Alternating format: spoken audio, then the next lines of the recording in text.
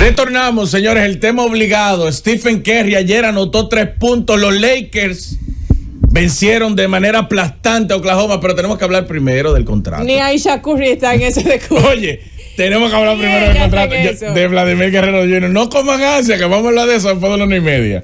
Adelante, chicos. Señores, como decíamos al principio del programa, 500 millones, 14 años, no cláusula de no cambio, no hay dinero diferido. Vladimir Guerrero Jr. amarró su contrato, que es lo que quería. Eso es lo que él quería, él siempre lo dijo. Yo quiero quedarme en Toronto, me gusta la ciudad, mi vida está hecha aquí, hicimos todo lo posible para quedarnos aquí. Ellos no llegaron al número que nosotros estábamos esperando. Ahora quiero saber qué número estaban ellos ofreciendo en los entrenamientos de primavera, porque si lo estaban separando 50, 60 millones de dólares, caramba, si se lo ibas a dar como quiera 3 semanas más tarde, entonces ¿cuál fue la necesidad de tener ese tranque y ese drama de que él iba a amagar a irse a la agencia libre? Al final yo creo, y eso siempre es lo resaltable, 500 millones le resuelven la vida a el que sea, y a sus hijos, y a los nietos, probablemente a los bisnietos, y la gran pregunta es si es el movimiento correcto, después de tú haber dicho me voy a la agencia libre, y donde todos sabemos que esos 500 era muy probable que él lo iba a conseguir como quiera. Mi única cuestionante, porque yo no voy a, o sea, jamás ni nunca en la vida yo voy a decir que una persona que acaba de recibir 500 millones le dieron un mal contrato, o que definitivamente se podía buscar más. Pero mi única cuestionante aquí es qué va a hacer Toronto, y Susi lo mencionaba ahorita, el tema de, óyeme, tú no tienes comprometido un núcleo que sea competitivo a largo plazo. Vladimir es tu pieza número 1, excelente, pero Bobby Chet se te va a ir. Bobby Chet dijo ya, yo voy para la agencia libre sí o sí. Entonces, ¿qué tanto dinero le va a ofrecer Bobby Chet, que acaba de ver a su compañero de equipo recibiendo 500 millones de dólares? ¿Cuánto le van a dar a él como shortstop joven los Blue Jays de Toronto? Varios de los contratos, como el de este muchacho Berrios, terminan próximamente también. Entonces, ese núcleo que tú tienes armado ahora, a menos que tú lo vayas a renovar a todo el mundo, ese núcleo se te va a desarticular, y tampoco tienes una finca de prospectos que tú puedas decir, ok, esta gente tiene el futuro asegurado, que no importa quién salga, ellos van a poder reemplazarlo con un prospecto top. No lo tienen los Blue Jays. Entonces, la cuestionante aquí es, ok, te dieron los 500 millones, perfecto, pero ese equipo va a poder competir en el futuro próximo. Personalmente, como están las cosas para los Blue Jays, a menos que ellos salgan de nuevo a desbaratar la cartera, yo no creo que vayan a ser un equipo competitivo. No, ni yo tampoco. Y yo creo que de cara a Vladimir Guerrero, ahí pasaron 2 cosas. Primero, Toronto negoció mal, porque es un equipo que uno sabe y está consciente que no está acostumbrado a dar grandes sumas de dinero a ningún jugador, y quiso entonces volver atrás y querer tomar la decisión correcta de mantener a tu jugador principal y a tu cara y a tu figura. Y en el caso de Vladimir, aceptar la oferta, porque es evidente que él no quiere salirse de ahí. O sea, es evidente que él se siente cómodo en Toronto, que él se quiere quedar ahí en Toronto, que esa es la ciudad probablemente donde... Y es que hay que pensar en algo. Cuando tú tomas la decisión de cambiar de equipo, ¿qué te pasa? Tienes que pensar en mudarte, mover tu familia, mover tus hijos. Eso es un proceso, señores, para cualquier jugador. Porque son inversiones que al final de cuentas ellos hacen. Entonces, yo creo que al final ahí lo que pasó fue eso. Toronto negoció mal y quiso volver atrás y decir, óyeme, dale los 500 millones, que tú sabes que el tipo se lo merece. A nosotros no nos conviene que se nos vaya nuestra principal figura, nuestra cara, a la calle, porque entonces al final nos vamos a quedar sin nada. No, después de fallar en años consecutivos en la persecución del principal prospecto en 2 años consecutivos, que fueron Ohtani y Soto. Mira, para dar contexto, el contrato de Chris Bassitt termina esta temporada, Bobby Chet termina también esta temporada. Ni siquiera voy a mencionar al jovencito de 40 y tantos años, Max Scherzer, que fue por un año que firmó, pero cuando entonces tú te vas a 2026, los contratos de George Springer y Kevin Gausman terminan también la temporada próxima. El de José Berrios está hasta 2028. O sea, tu núcleo joven, o más dicho, tu núcleo con el que tú estás tratando de competir, se va en los próximos 2 años, básicamente. Y a menos que tú puedas amarrar a todo el mundo, porque por ahí aseguraste a Santander, aseguraste a Andrés Jiménez, que son contratos hasta 2030, pero ellos dos y Vladimir son los que te van a competir en una división con Yankee, Boston y Orioles, todos equipos competitivos. No. No lo creo. Eso es un desafío. Yo creo que Toronto, agregándole lo que decía FIFA, no tenía otra opción que firmar a Vladi. En todos los sentidos. Primero, ellos tenían que cambiar esa narrativa de que ese equipo, nadie quería estar en Canadá, que nadie quería estar en Toronto, que ellos pagan poco. Ellos tenían que romperla, y si tenían que romperla era con Vladi.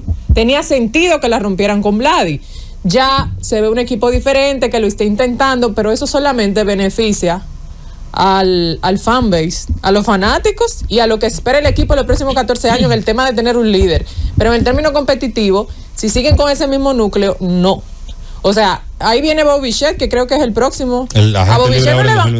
No, y él dijo que se va a la agencia libre.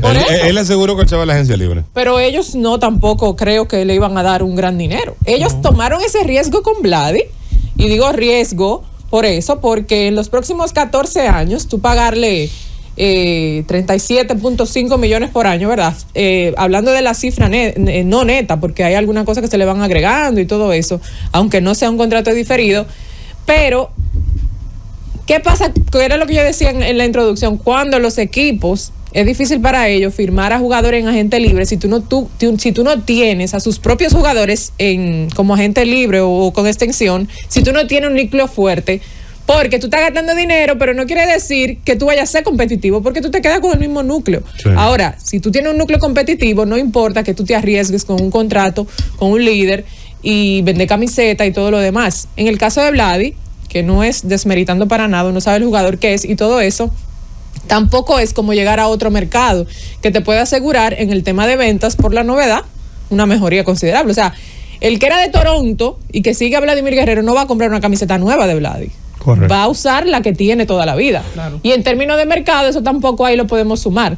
Lo que sí podemos recalcar de ese tema es que la gente no la va a dejar de comprar porque él está ahí. Si se va a otro equipo, la gente puede comprarla del nuevo equipo. Ahora, el que era de Toronto, difícil que usara una camiseta de Vladi otra vez. O sea, por lo menos no es que se va a incrementar las ventas, pero también ya no la van a dejar de comprar. ¿Entiendes? Eso es ahí. Pero en el aspecto competitivo, para mí, de la única forma que ellos pueden competir es si siguen invirtiendo. De acuerdo con siguen invirtiendo. Ahí es donde está el punto, que es que al ser un equipo que no está acostumbrado a hacer eso, uno tiene cierta resistencia a creer que ellos de verdad, como dice Recio, se van a poner la mano profunda en el bolsillo y van a hacer inversiones de tratar de buscar las piezas. ¿Para qué competir precisamente en una de las divisiones más complicadas que la Grandes Ligas tiene? Porque hasta hace unos años era la más difícil para tú competir. Sí, definitivamente. Mira, viendo así rápidamente, yo estoy buscando a ver dónde está ubicada la finca de prospectos de los Blue Jays, porque tú me dices, ok, quizás no todo sea dinero, sino que también tú puedas hacer a través de la vía del cambio, hacer funcionar, o sea, con prospectos jóvenes, con prospectos nuevos, sangre nueva en ese núcleo, gente que tú puedas tener control durante mucho tiempo, y a través del mercado de cambios que tú tienes para ofrecerle a otro equipo que te lleve ese tipo de jugadores de impacto pues a tu equipo. Y les informo que voy por la 20 todavía, entonces te estoy bajando y no he visto a los Blue Jays. 24 Kansas City, 24 los Yankees, 25. Mira, los Blue Jays tienen el sistema de ligas menores número 27 de la Grandes Ligas.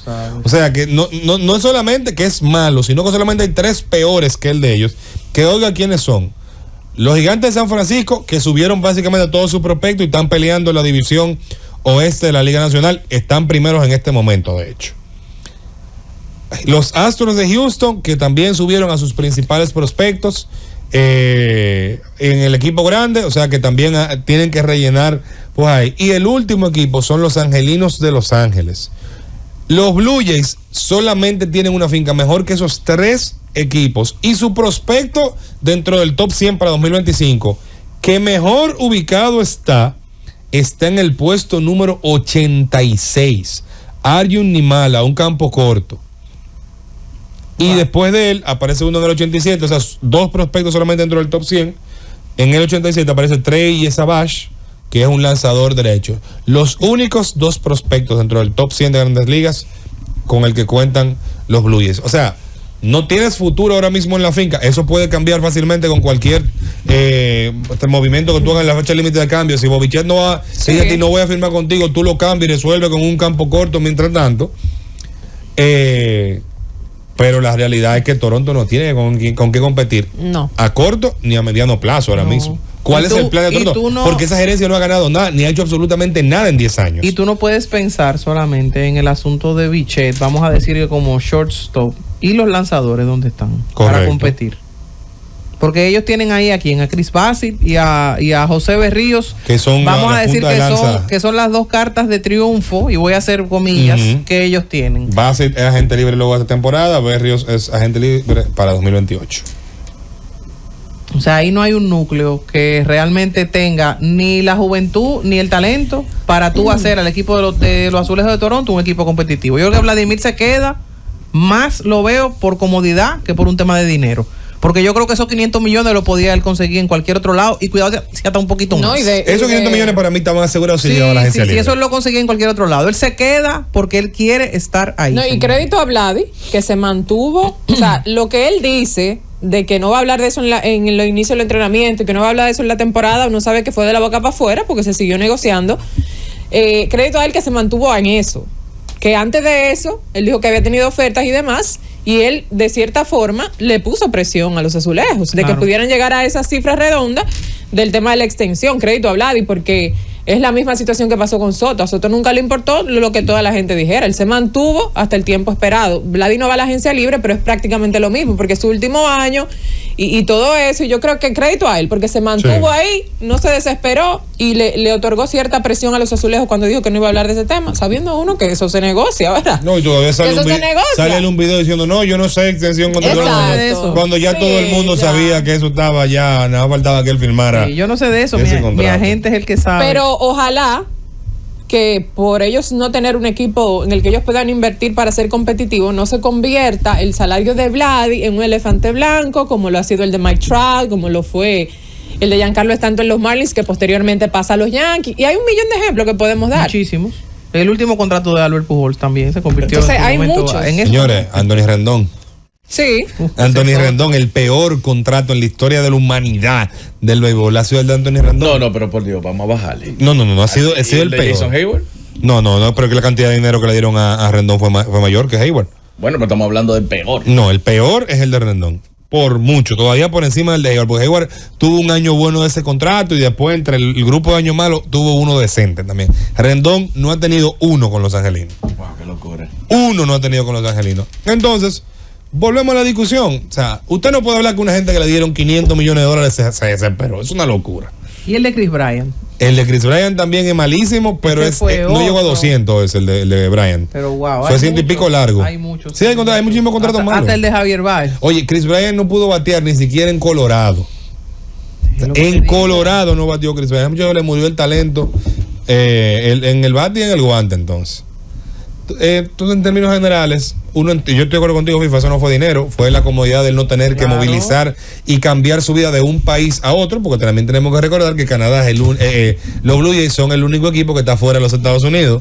Claro. Hay que tener eso, que no es solamente que me voy a mudar de una ciudad a otra, de un estado a otro, no, es que me voy a mudar de un país a otro. Del país, claro. ¿Tú entiendes? Eso tiene un peso importante es un vuelo internacional que ellos toman, no nacional. Exacto. Es un vuelo internacional. No, y que vamos allí, de que vamos a hacer un Nueva York, Florida, que tú estás en 2 horas. Vamos a una guaguita. Una guaguita, no es así, no es así. Entonces, yo entiendo, y en eso también, el que oyó la conversación de José Ramírez con los muchachos abriendo el podcast, él expresó mucho lo que es la comodidad de tú estar en un sitio y no quererte mover.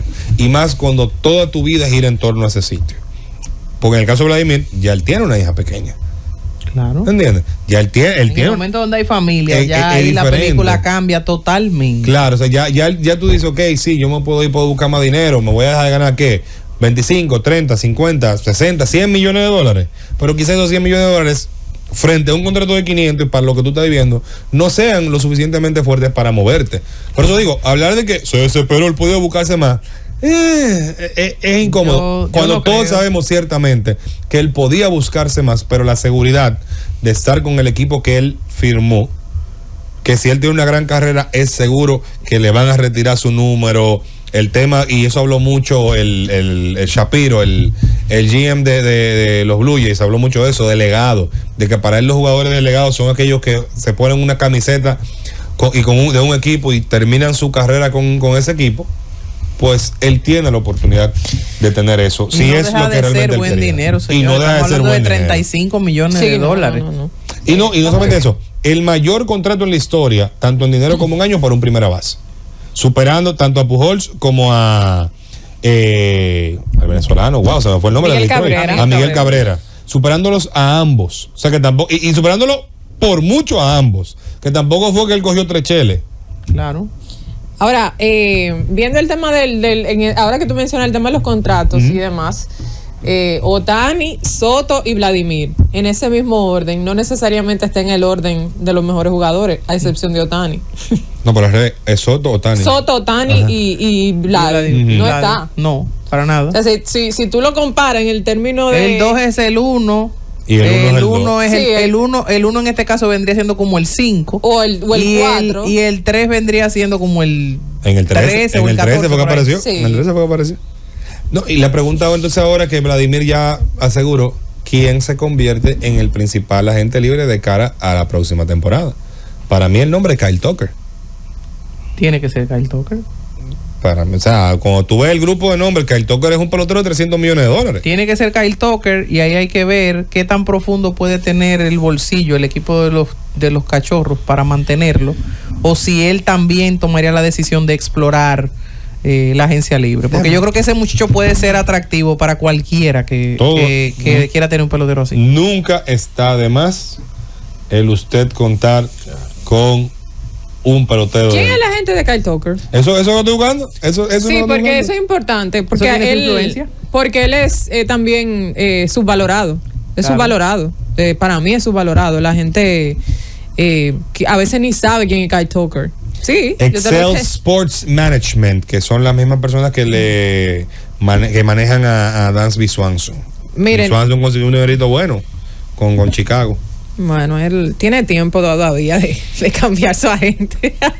Que, mire, yo mencionaba lo del top 3 antes de irnos a la pausa y venir con la gente, porque sé que quiero opinar de este tema, del top 3 de los mejores pagados con Soto, Ohtani y Vladimir, porque en el grupo de 10, en algún momento, o estuvieron en la discusión de 1 y 2 de ser el mejor jugador del negocio, o por lo menos su presencia en los primeros 10 siempre estuvieron. Mike Trout, que duró ¿cuántos años siendo el número 1?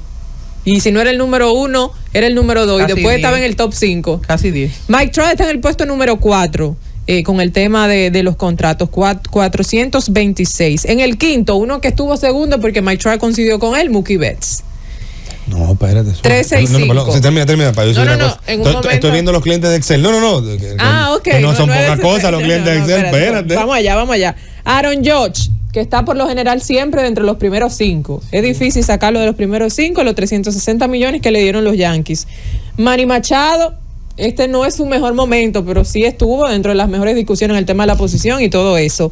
Francisco Lindor tiene ya varios años, también en el top 10. Y Fernando Tatis Jr., 340 millones de dólares en el puesto número 9 de los mejores pagados. Oye, estoy viendo aquí los clientes de Excel. Ahí no hay ningún intruso. No. En ese grupo no, No, hay tú ningún sabes que ahí no intruso. entra. Ahí Ahí- no se coló nadie. No, y yo creo que lo que decía Recio ahorita, antes de que Recio pues busque el listado, Ujú. es que para la clase del año que viene, del 2026, no hay un nombre que vaya a tener el impacto que nadie vaya a pensar que se vaya a acercar a un monto así como de 500 millones de dólares. Sí, Tú él puedes no pensar verá- en 300, tú puedes pensar en 275, tú puedes pensar en 250. Me refiero a la clase, porque en esa clase tú tienes ahí, que tú lo mencionabas el otro día, está Zach Gallen, Sí. aparte de estar Framber Valdez Kyle también, Tucker, exacto. está Framber Valdez, está Dylan Cease también. ¿Y quién se me está quedando? Bueno, ya. Dame ver los agentes libres Esos son. para 2025. ¿Dónde se puso este tema? Todavía hay jugadores que pueden recibir extensiones, que quizás por ese lado también uno pueda ver jugadores que puedan recibir extensiones que sean costosas, no necesariamente la agencia libre. Es probable. Por ejemplo, a Adley Rutschman no le han ofrecido una. O los Orioles no pagan ese gran dinero, pero me imagino que ellos quisieran asegurar ese receptor por un par de años. deben pasar más de los 150 al mes. Mira, como jugadores que pueden ser agentes libres de restricciones, Kyle Tucker es el número 1 y de hecho, por valor del mercado, su valor del mercado según Spotrac son $44.4 millones por año. Framber Valdez, Zach Gallen y Dylan Cease, los tres se van a convertir en agentes libres. Bregman y Pete Alonso, que aparecen aquí, ambos pueden optar, salirse de sus contratos. Marcelo Zuna también lo veo por aquí, pero ese grupo de arriba es el top realmente de Tucker, Framber y Zach Gallen con Dylan Cease, y si alguno de esos, si Bregman o Alonso, se sale del contrato. Mira, sobre quién maneja Excel, pues entré primero a la página de baloncesto de ellos. Ahí está Jamal Murray. Sí, ahí lo veo. Ahí está Nikola Jokic. Ahí está McCollum. Está Chris Middleton. Eso es y está Caitlin Clark. Ese es el baloncesto. Ese es el baloncesto. En béisbol, vamos a ver. En béisbol está Derek Jeter, Kyle Schwarber, Kyle Tucker, Dansby Swanson, George Springer, Jason Hayward y vi también cuando entré a la página que anda por ahí. ¿Y qué le maneja esa agencia a Derek Jeter? ¿Qué le maneja ahora? Tú sacar de talento, él le manejará las apariciones. El tema de la aparición, los contratos con Fox, exactamente. En el golf, que estaba viendo también cuando entré a la página, la mayor figura de ellos es Tiger Woods. Ellos son los que le manejan la...